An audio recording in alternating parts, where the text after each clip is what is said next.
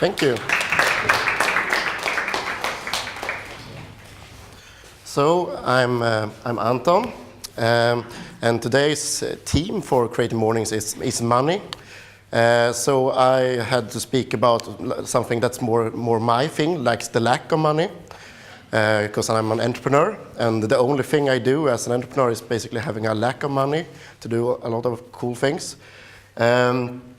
And this picture is like one of my proudest moments when I, for the first time in my life, driving this truck in an e-commerce storage, and just a few months ago. So I met Hillary Clinton last year, and Richard Branson, and Medvedev, I think it's called. It's Prime Minister of Russia. But this was the most epic moment of 2012. So basically, I've been into a lot of e-commerce lately. But what I wanted to talk about was how it all started. And I built my first site when I was 8 years old. I'm 24 now, so it was actually like 1997. I don't remember how I did it, but in some things I recognized how we could do it, and I learned a little bit of HTML, and then I published my first homepage. And one of the coolest things with this homepage was that it had ads. From when I was 8 years old, I wanted to have ads on my site. I wanted to make money, but I didn't have contract or anything. It just I made ads to look like seriously. And then when I became a little bit older, I continued to build sites, and we have me and my friends were playing a lot of games. Some of you have maybe played StarCraft, Counter-Strike, and Red Alert, etc. So we played these games, and we were always in my friend Johannes' basement and playing games. So we took our computers there, this heavy stuff, and we played games for a few days. But I was pretty bored by this, because after a few games, I started to kind of like code sites instead. So I think I've been in Johannes' basement and learned to code. From the beginning, it wasn't that I learned. They were playing games and I was coding, and then we listened to a lot of bad techno music, and yeah. So that's how it all started. And why was this? I think it was because this gaming thing was mostly a social thing. They were playing games when they were home by themselves as well, but I were never playing games at home. Actually, I'm so bored at games, I can't even play Angry Birds. I like getting bored after one game. So it's really, I'm not so much into games. But during this time, I started to have a few sites, but I never had some money, so I never bought any domains or anything. So the first domains I had was actually free ones. Maybe a few hosting companies here in Sweden have you can buy one domain for £1 for the first year. So that's how I was started. I bought free domains for £1, so £3 for my first domains. And it was pretty crappy domains as well. But then I started a few sites, and I started to have ads, but I never made any money from them. And then I realized, okay, I might want to have a job or make money in some other way. So I took this Yellow Pages, and I called every single company in that Yellow Pages in Linköping, where I am from. And I was, I think, 15 years old now. So I called every single company, and no one wanted me to have a job for them. So then I thought, okay, why not do something else? So then I went online, as I always did when I didn't know what to do. And then I found this thing called search engine optimization. So I thought it was really, really cool, because it was free. You can learn it for free, and you can actually learn how to get visitors to your site totally for free through Google. So I found this forum called seoforum.se, and I started to be really active there and learned a lot. So I was in this little forum, and it was a really small world. I think it was like 100 members of this forum or something. So it was pretty early on in the search engine optimization thing. And I learned really, really fast. And what I did was that I had my own sites. It was like one site was about how to get a job in Norway. I never had a job myself, but I did a site about it because I heard that it was popular to go to Norway and work for Swedes. Then I had like a site about irregular heartbeats, you know, when you feel sick and when your heart isn't so good. And so I did a site about that, what you should do when you have this when you get these irregular heartbeats. So what happened was that I had a site that was ranked high first on top one in Google when you search for this. And my tips on this site was, okay, what you should do. You should take a glass of water and you should sit down. So it was really unethical to have this site.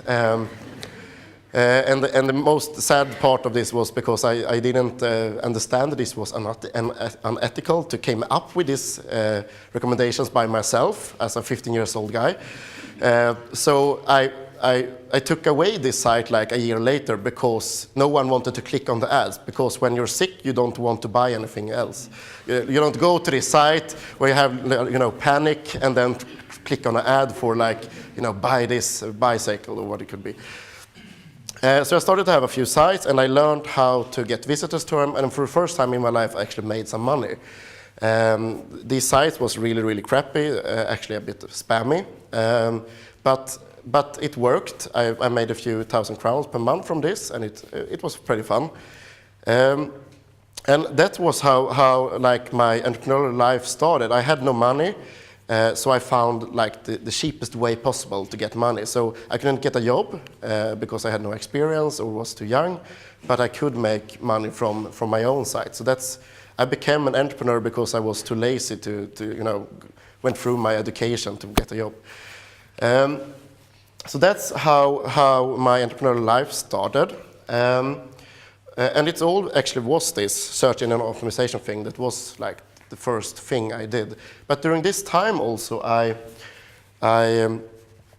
started to chat with a guy called Erik Martinsson on MSN. Someone might remember, and we really don't know how we ended up, why we started to chat on MSN, but we did. And he was a really great designer, and I was also designing a bit, but he was really kick-ass.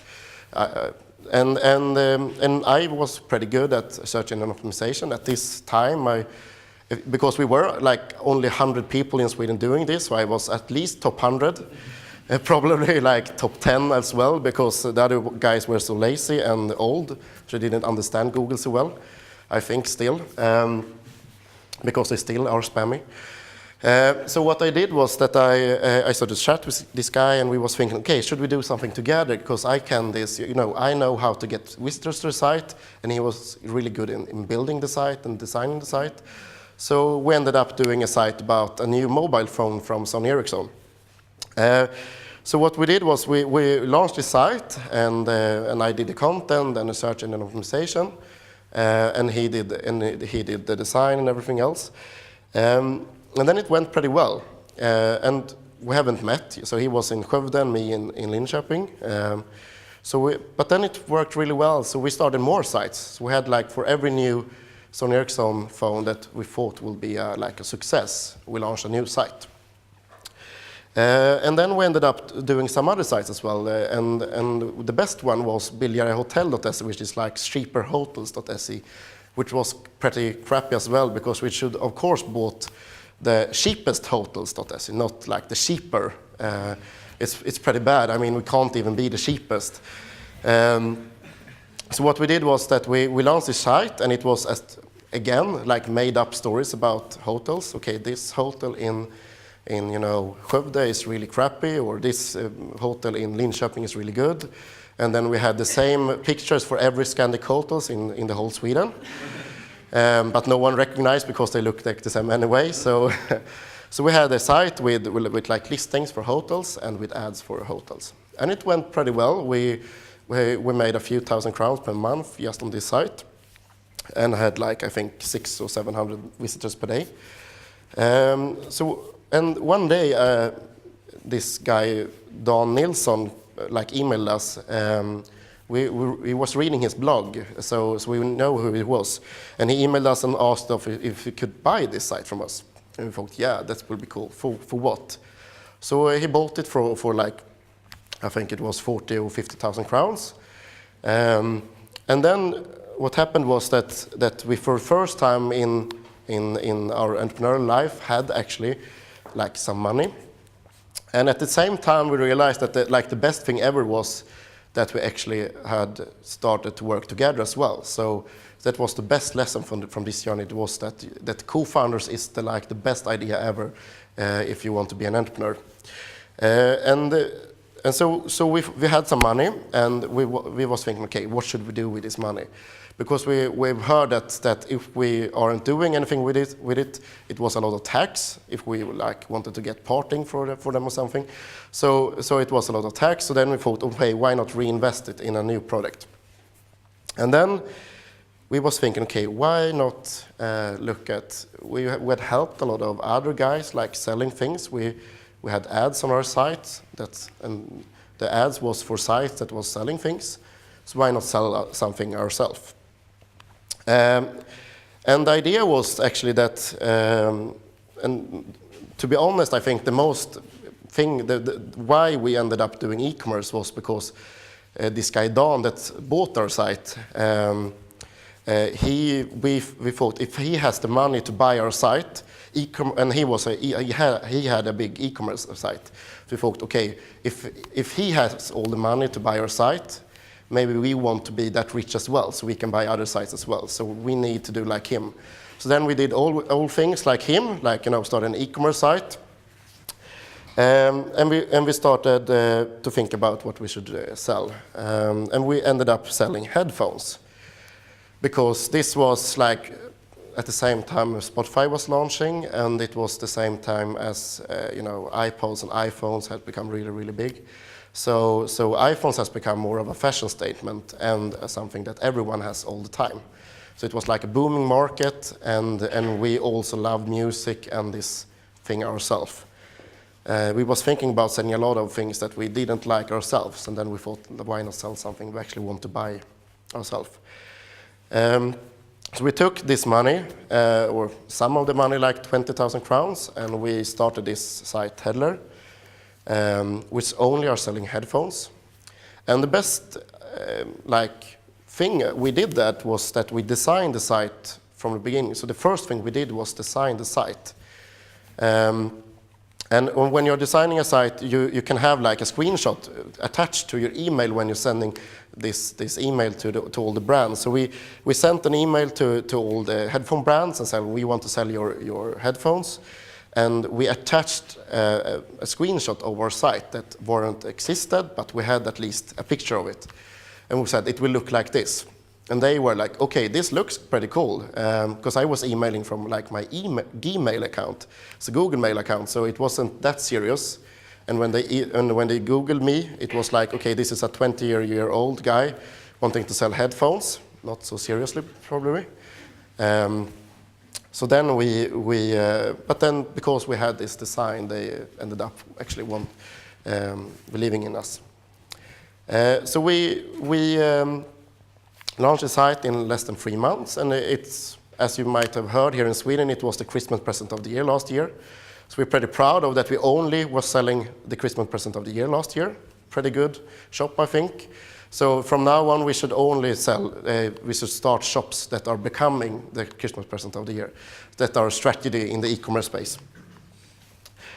So that's how it ended up, like not only starting, my own site, but actually having like a bigger site with someone else.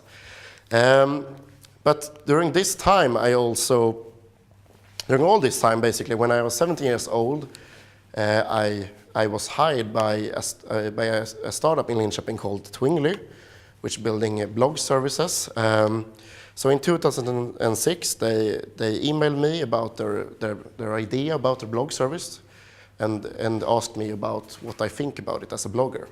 And I said, like, no, I don't think this will work out. I think it's a really crappy idea. But then they asked me, okay, but I see you're living in Linköping. Yeah, I do. Okay, please come up for a coffee so we can ask you why. And then we had a coffee, and they asked me a lot about things about blogging, because they know nothing about blogging at that time. And then at that first coffee at their office, they hired me for working with their communication. So when I was 17 years old, actually I got like my dream job as the first employee of Twingly. And then I worked for Twingly for 6 years, first with communication and PR, and then ended up doing like a lot of product development as well and business development. And in the end, I was like the chief marketing officer as well. And what was happening was that during the last 2 years, I was thinking about okay, I might want to do something else. And it wasn't that I wanted to start a startup. It was like start a startup or write a book or anything else. So I started to work 80%. So I had 1 day off per week. And actually, I started to write this book. But then I realized that the biggest problem for me wasn't that I hadn't ideas or couldn't do something else. It was that I realized that I wanted to do something by myself. Not by myself, but with the co-founders, but I wanted to do my own journey in some way. So I was thinking, like, how can I... The biggest problem was that, again, the lack of money, because I had no savings, so I couldn't like quit my job, but I wanted to do something else. And my site was, of course, a few thousand crowns per month, but it was more like 1,000 crowns than 10,000 crowns, so I couldn't live on it. So what I did was that on this 20%, I started to think about what can I do with this 20% to actually like get enough money to be able to quit my job. And during all the years at Twingly, I was speaking a lot for a lot of conferences and for companies, because Twingly was really early on with social media. So at Twingly, we were more like, going and telling one, okay, social media is important, and then we got a lot of more companies wanting our products, because when more companies working with social media, Twingly is selling more products. So I was doing a lot of the speaking, and I maybe had like 70 or 80 speaking for talks, like just in a few years. So I was pretty good at it, or have at least have some experience in it.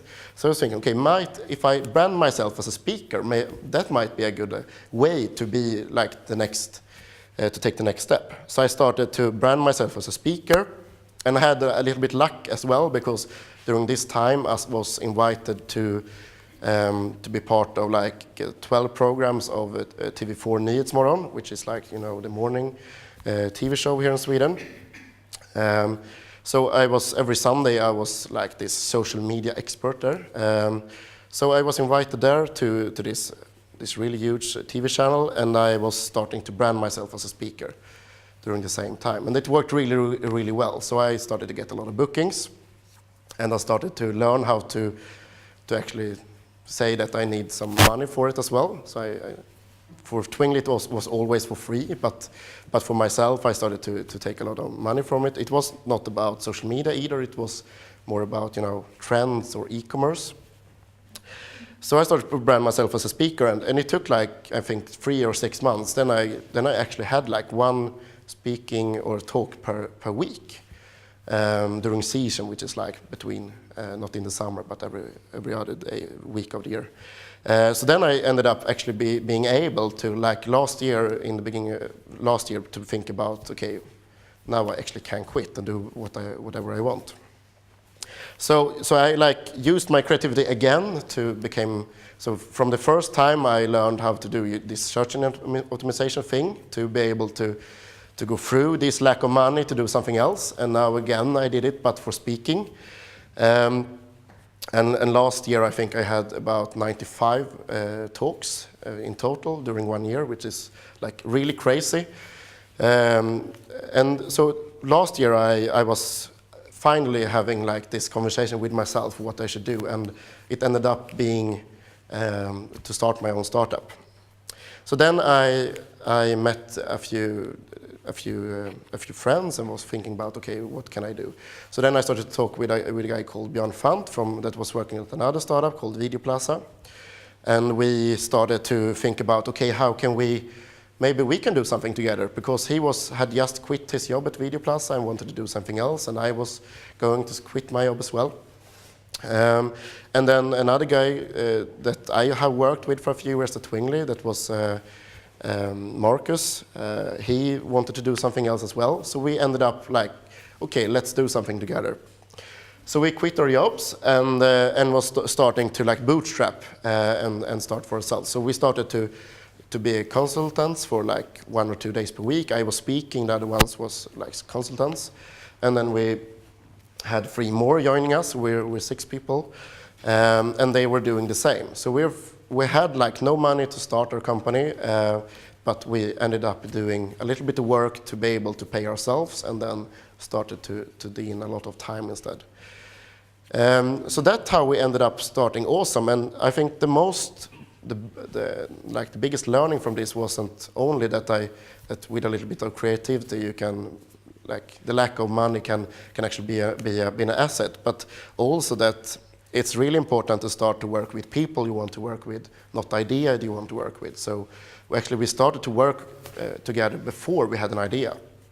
So we actually came up with the idea together, which was in retrospective the best thing ever, because everyone is really eager to get this work. And Osom is we're launching pretty soon, really soon, and what we're doing is that we're basically Instagram meets Craigslist. So it's really easy to sell things, but also really easy to buy things. So it's a marketplace, a mobile marketplace for the Facebook and iPhone generation. So you can snap a photo of something you want to sell, add a price, add a filter, edit your photo, and then share it.